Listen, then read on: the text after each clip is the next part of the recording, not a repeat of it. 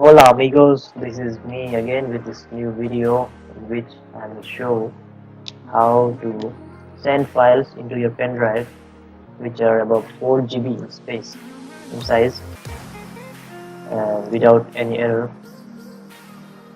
So first of all, let me demonstrate what is this error. So I will just send a file which is above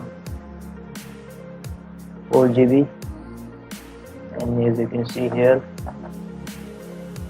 and I'm going to send it to my pen drive, and you can see this is the error that I was talking about. A file is too large for the destination file system. Size is 5.15 GB. Even though there is space, almost 15 GB of free space is there, but the file is not going. So how to solve it? So I will show you how to solve this problem. First, you have to format this file system to NTFS file system. So that's it. I'm going to start formatting. Okay.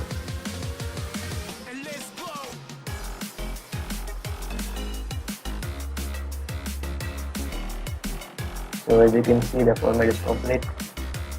Now I will try to send it again. This was the file. So let's send it. And yeah, now we can see it is going smoothly without any error. So that's it. The video is almost complete. So hope you guys liked it. Adios amigos.